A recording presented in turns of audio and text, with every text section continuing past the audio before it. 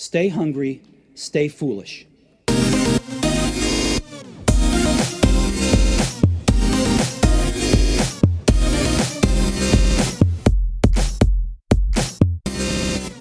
now on the Innovation Show, it's a great pleasure to welcome CEO of gender consultancy 21st and author of Why Women Mean Business, Aviva Wittenberg-Cox. Welcome to the show, Aviva. Thanks very much, Aidan. Pleasure to be here. It's great to have you on the show, and I was sharing with you a little bit of bias I was guilty of. I've taken the Harvard Implicit Association test, which you can take them for multiple things, but one of them was automatic association between male and female with career and family. And I came out actually neutral, so I came out well out of that. So I'd be kind of in the small minority, I think it's about 17%. But then I read a title in the Harvard Business Review, and it was entitled, If You Can't Find a Spouse Who Supports Your Career, Stay Single. And it was written by you. And when I clicked on it, here was my bias. I automatically assumed it was a female supporting a male in the career. And therefore, I was also guilty of bias that the world is guilty of today. Absolutely. And it's a bias that a lot of people share, right? Everybody, many men and many women will share the bias that you've identified. So we're all in this together, and we're going to need to get out of it together too. Yeah, and I think that's a really nice way of framing it in a positive framework of the opportunity that exists for us all, because in a world where businesses are failing, industries are failing, and everybody's crying out for different thinking, the opportunity is right in front of us. Right across the kitchen table. Exactly, yeah. And I'd love if you would share some of your mindset, Aviva, with our audience. Well, I think we're at a very interesting time in history, and I think people underestimate the revolution that this gender redrawing of the lines is doing. I was born in 1961, which is the year after the pill. And if you often ask people, what was the key marking phenomenon of the 20th century, I do this to a lot of large audiences, men will overwhelmingly say the first walk on the moon, and women will overwhelmingly say the invention of the pill. What has more changed the world for all of us? For the moment, I'd say it's certainly for most women, it is the invention of the pill. So this massive shift of women flooding into the workplace in ever-increasing numbers has changed countries, companies, and couples to a huge extent, which a lot of people kind of take for granted. Others will still resist, and others will just ignore the significance of. And yet, there's probably been no other change that has more affected the life of every man, woman, and child on the planet than that one. Absolutely. And 60% of university graduates coming out of universities are women. And so few actually women make it all the way up to the top of the corporate ladder, up to CEO roles. And there's this kind of block along the way somewhere. And if this is an opportunity to clear that block, and you've identified some of the ways we can do that. Absolutely. I've spent quite a lot of time and wrote a book called 7 Steps to Leading a Gender Balanced Business. I read recently a wonderful article by Melinda Gates of the Gates Foundation saying that we're still sending our daughters into workplaces designed for our dads. I couldn't agree more. And I think while the 20th century was really about the rise and education and arrival of women into work, the 21st century will be the adaptation of men and companies to that rise. And it will require attention and intention to get our organizations adapted to a much more gender-balanced 21st century. Yeah, and you talk about this concept. I love the concept. You call it womenomics. And it kind of encapsulates the opportunity and also the challenge. Would you mind sharing that with our audience? Yeah, Womenomics is, that was the book, right? Why Women Mean Business. It's this enormous economic opportunity at every level, right? Macroeconomic at the country level, microeconomic at the company level, to actually leverage what is now the majority of the educated talent on the planet. And if you don't know how to do that, if you're not good at attracting, retaining, and promoting what is now most of the talent, you're not going to succeed in this century. And you're going to lose out to competitors who are going to be smarter and more progressive and ahead on the curve. And we see this all the time where people go, we're customer first, we're customer focused, all this kind of talk.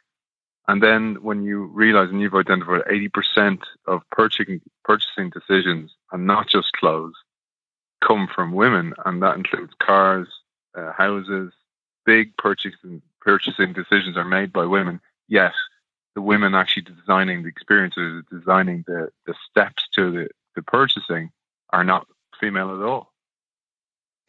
Absolutely. Well, and a lot of male-dominated companies will, say rightly that, yes, but their marketing departments are dominated by women, or their, customer-facing staffs or call centers are dominated by women.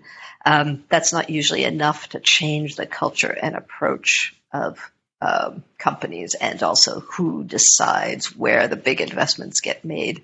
Unless you've actually got gender balance in leadership, you're still going to be normed in the way you think about your markets and your talent to, where we come from, historical masculine-based systems and ideas. And it is one of the biggest innovations that is readily available in most companies, is the innovation that comes from listening to the other half of the planet. This is the piece I think is gold, is that companies are crying out all the time, and they're bringing in consultancies, and they're bringing in different thinkers or maverick thinkers and entrepreneurs, etc.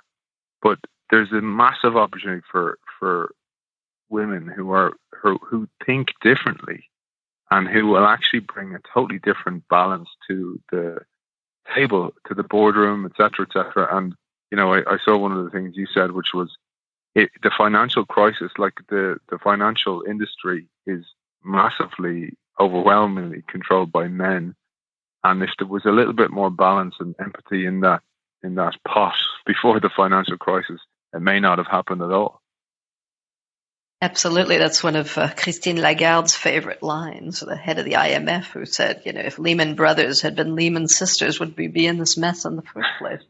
And I think, true or not, people do have a little bit more trust for the moment in things that are a bit more gender balanced. And I think that's another opportunity for companies to build reputation and trust, which is sorely lacking, is to have, a more balanced face to the world and more balanced leadership. That would build trust. And I think the whole concept of innovation itself is skewed masculine. Every time people talk about innovation, right now they're so enamored of technological innovation, right? It's all the internet and the web and, bits and bytes, and rightly so. It's absolutely revolutionary. Except that that's not the only innovation available. And the other innovation are social innovations, completely different customer experiences, different ways to reach and touch and interact with people that aren't only technologically facilitated, but also empathetic, relational, and highly skilled in emotional intelligence. That would be nice. That's a bigger innovation yet to come. Yeah, and absolutely. And that, when you look at big corporations, and I know you consult with a lot of them, the biggest challenge is not a new product. It's actually thinking differently about their own product, their existing products, or their route to market, or whatever. So much elements of the proposition are up for grabs from an innovation perspective. But the biggest challenge is actually getting the entire corporation to think differently. And you're offering, well, you're not actually offering the solution. You're shining a light on it and going, look, this is staring you right in the face here, and everybody's overlooking it. And for example, with that 60% we mentioned of females coming out of universities, highly educated, different thinkers, people are still going, oh, we have a talent crisis, and we're looking to immigration for the solution. Absolutely. It really is quite interesting. And what's also interesting is that there are entire sectors that are talent starved, like very much the tech sector, right, which is a growth sector that can't find enough skilled people. And yet the image of the tech sector has become so geeky, masculine, male, scary, that it is at huge reputational risk of not attracting any kind of talent. They're not attracting, it's not only women they're not attracting, they're also not attracting graduates generally. Whereas if they had a more attractive, balanced image and reputation, I think they'd get the best talent in the world. And if any time you're looking at getting the best talent, it should, by any rational calculation, be proportional to the talent graduating right now, which, it's looking overwhelmingly female. And if you're not recruiting a slightly female-heavy intake, you really have to ask, why not? What is it that you're being biased about? When I thought about this and I read the book and I watched a lot of your talks, etc., I kind of thought, Aviva's challenging the status quo and shining a light on it. But it reminds me of that saying when you walk into your kitchen and the sink's overflowing and there's a mop there. You start mopping or you turn off the tap and you get to the root of the problem. You're both shining a light on the fact that the sink is overspilling and we need to mop it up, but also how do we actually deal with the source of the problem? I think identifying the source of the problem is what I usually struggle with. So generally, if I'm walking into any organization, or I'm talking to any manager, male or female, by the way, the overwhelming analysis is, oh my goodness, we don't have enough women either at various levels, but mostly in senior management. And so the immediate next step to that analysis is, well, let's help them. As though the reason why there are no women in leadership is women themselves. And so we have watched, and I have watched 20 years worth of a focus on women in order to what's called empower them, as though they were lacking in something required to succeed in business. And most of what I do is I invite companies and the leaders I work with to rethink their fundamental analysis. Maybe the issue isn't that women are lacking something in order to succeed, but that there is a dominant group that's currently in power that has a very systemic preference to reproducing itself over and over and over again. And if you change your analysis, you also change the solutions that you apply. And once you start focusing not on women and try and fix them so that they adapt to the workplace, but you focus on the workplace and the culture and systems and norms on which it's based, which are historical and obsolete, then you might start to get a much more successful and fundamental change and innovation all the way through the system. And then everybody wins. It's not even just with gender imbalance in the workplace. It's everything, like that saying of when you point the finger, there's three pointing back at yourself is so true, where people blame external forces instead of actually looking in the mirror as a company and kind of going, yeah, but what are we not doing? What are we not addressing to actually fix these things? And you talk about innovating backwards and innovating forwards post-recession. Could you fill us in a little bit on that? I love this.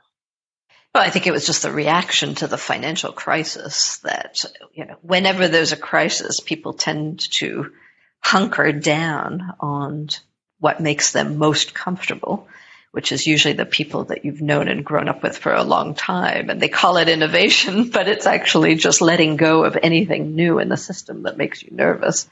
And that's what I call, innovating backwards. Innovating forwards means you embrace fear, discomfort, new things that you don't entirely understand that are going to completely stretch your thinking, and figure out how to work with that to create something incredibly fresh and different. And I think that's innovating forwards. And usually the companies that do that are those that understood, too, that some of the people that are recent to the game are those with the freshest ideas. And in restructuring times or crisis times, you desperately want to hold on to the new and not comfort yourself and your insecurities with holding on too tightly to the past. When you look at it, it's also how people are measured. So they're measured or bonused on, monthly or quarterly earnings or yearly earnings, and therefore anything that deviates from the norm from those earnings is actually a threat.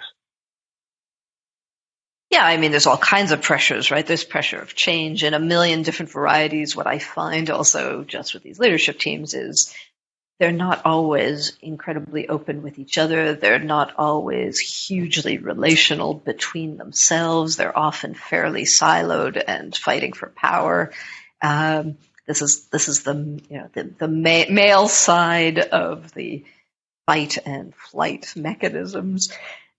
So it's not necessarily a very collegial, helpful, aligned kind of place. And I spend a lot of time also just working on leadership alignment strategy. Do we all agree on where we're headed? Do we all understand that in the same way?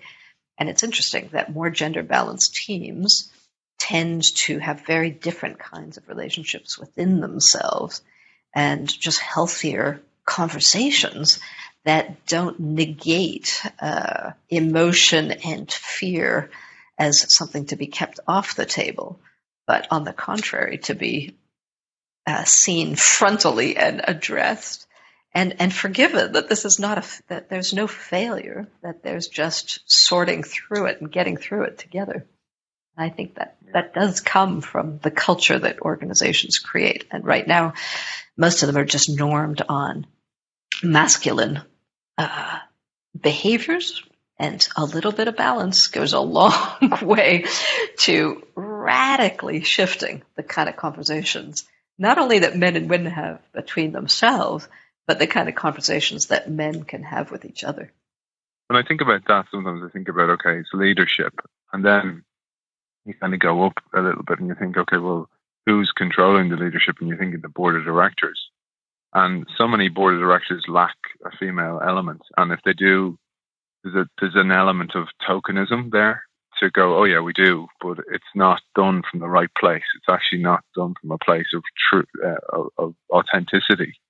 But when it is, that changes the whole makeup of the organization because it trickles down surely into the organization. Say, for example, somebody's listening to the show on a board and it's male dominated, and so is the leadership team. A lot of them probably don't know where to start. Could you give them a little nudge on how to get started? Actually, I think a lot of them have started, right? Especially at board level, there's been enough efforts on getting a little bit more gender balance on boards. There's a huge amount of peer pressure. In 7 European countries, there are now board quotas coming up. So I think that game has started pretty strongly. My argument would be actually that boards have less of a trickle-down effect, less quickly than we would like. And so the urgency actually that I would posit is the executive team itself. I'd love to see more executive teams focus at that level on who's actually running the company. Because boards are, they meet 8 times a year and they're not directly running things. They do have an influencing. The trickle-down role seems to be true on gender issues, maybe 5 years down the road.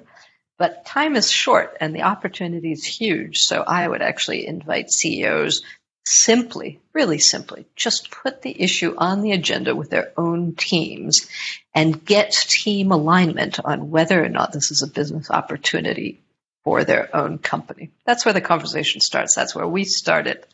Why care about gender balance? And most of these leadership teams get a big wake-up call from these kinds of debates. It's not something that they've spent a lot of time discussing with their peers. They're usually being told this is a good thing by, their diversity people or their HR people, but they haven't themselves necessarily really thought about it much or argued from a much more strategic position of how good this could be for their company. And that's work that still needs to be done. And, I even see it on the show. It's much more difficult to get female entrepreneurs and founders to be interviewed, because there's a distinct lack of ego compared to so many men. And I've seen these statistics where should a promotion come up for a male versus female, the male, even if he's underqualified for it, will go for it, while the female, who may lack one of 5 elements that are needed, won't feel qualified for the job. Can you tell us any of that kind of stuff? Because there's so many examples of this. Yes. So, and I'll challenge you personally on this. So, what I find so interesting is, how do people interpret that data? Okay, so we now know with reams and reams of research that men will over-promote themselves, women under-promote. So what? My question is always, why are companies bothering to have these long arguments about what women want? It's the wrong question. What we need to ask is, what does my company need? And if the answer is my company needs gender balance because that will deliver better performance, better talent identification, and better market connections with our own customers, then the answer is a no-brainer, right? What is it that we need to do in order to get women promoted? Generally, any company that still thinks that the only people who should be promoted are those who ask for it are in the wrong century. So my invitation to you is the same, right? All these kinds of publicity, media shows. If women don't want to to be interviewed or get on the show, what is it that you have to do to get them there? What is it about the show or about the invitation or whatever that might make them reluctant to join in? And if they don't feel like it, then the job of these different, your job would be simply to learn how to make it more attractive. What is it that would make it attractive? And I'm a big admirer of TED on this, because TED is one of the rare sort of showcases of ideas that has, since its inception, strategically gender balanced. I did notice this. You talk about being gender bilingual, and that may be a failing in the system. And you know, when you talk about the conditions for, a farmer doesn't make crops grow, he creates the conditions for crops to grow. It's that type of mindset you're coming from, and being gender bilingual might be a way to unlock that.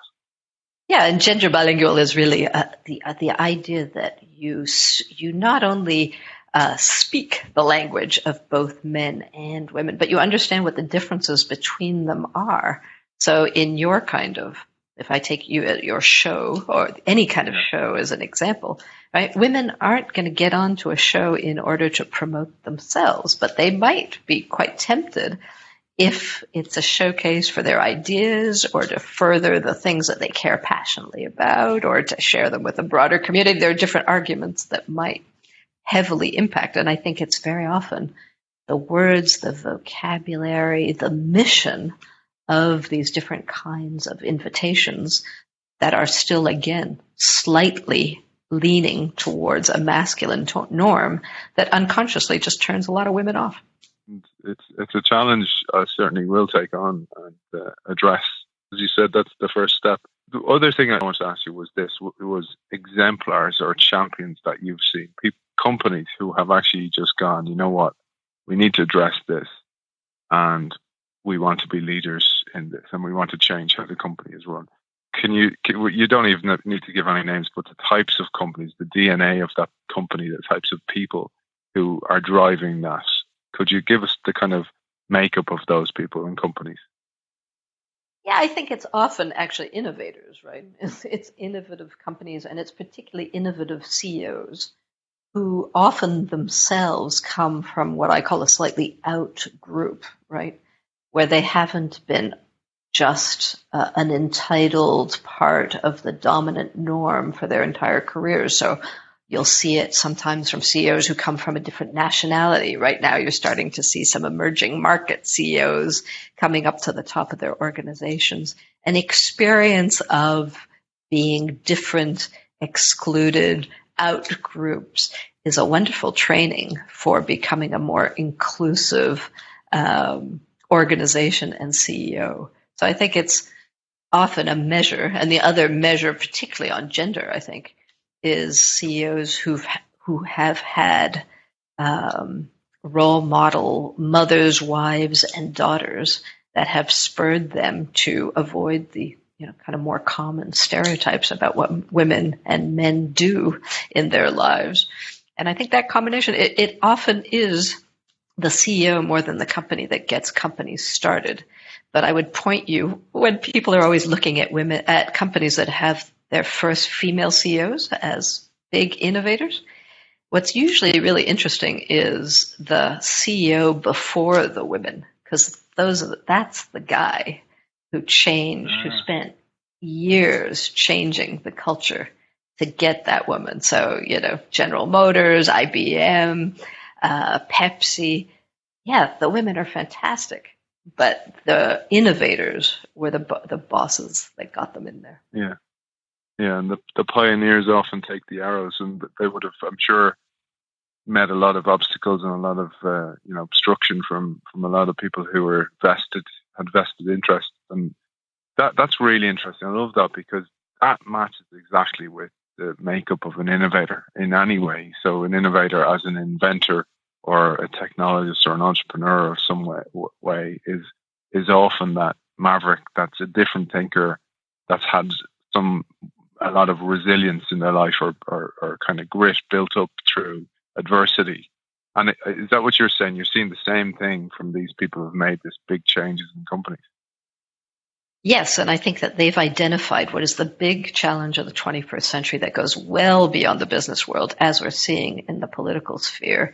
It's the realization that women may have been the great innovators of the 20th century just by their extraordinary rise. But the real need right now in the 21st century is to get men to bring other men on board to the phenomenal power that gender balance can still yield for our world. That's the company side. That's where the organization can change. Last place, and probably the most important place and where it all originates from, is the home. And this is the article I read where spousal support is key. But there's a lot of dynamics have changed there. Could you tell us a little bit about that, how gender is in play at home? Yeah, it's huge at home. So the same revolution that's happening in the workplace obviously has trickle-down effects into homes, career planning, relationship building with spouses, dual career issues, something I work with my MBA students quite a lot. How do you plan for a dual career family in the 21st century? And my next book, which is coming out in February, addresses this issue quite a lot. Late love, mating in maturity. A lot of the spike in divorces and marriages that we're seeing today are actually in the boomer cohort, the older people over the age of 50, where the women are leaving rather massively, sort of long-term marriages, and the shock of men who don't quite understand what's happened. And it's a little bit of an analysis of what's going on and why this late frustration and why this slew of late relationships. And what can we all learn from that? And will it be in any way predictive for what's going to happen to relationships going forward in a more gender-balanced world? Yeah, that'll be so interesting. We all know people who were there, who this has happened to. And I suppose from the outside, we kind of just go, oh, I guess, they just grew apart, or I guess, the kids are growing up and they just probably don't know each other anymore because he's been working all his career. She's been raising the kids and they've just realized, we don't know each other anymore. That would be the kind of first thought or the first port of call for most people, but you're saying that's very different. I'm saying we're on two very different trajectories. On the emotional side of life, I think men have been raised, particularly boomer men. It's changing, thank goodness, with the millennials. But boomer men were raised with a particular role and responsibility. They were told not to be women, not to be emotional. They were told to stand strong and provide for families. They were told to become unemotional, rational beings. And at the same time, women, as they have risen and grown to financial independence and relative power, are asking for more connection, more intimacy, more emotional richness, particularly as they age. And those two things are meeting each other head on at home with women's increasing financial power. And if men aren't willing to lean in and up their emotional skills and get into more adult human relationships and intimacy at home, I think they will be shocked to find themselves left by women who go hunting for very, very high relationship standards. This is an era where we have never seen such happy, gender-balanced, fulfilled, and mutually self-enhancing couples, probably in the history of humanity. The challenge is now that is kind of setting the bar for what everybody wants. And if you don't have that and you want it, how are you going to build it and find it? It takes skill and work and the same kind of leadership at home that a lot of us are trying to help develop at work. Yeah.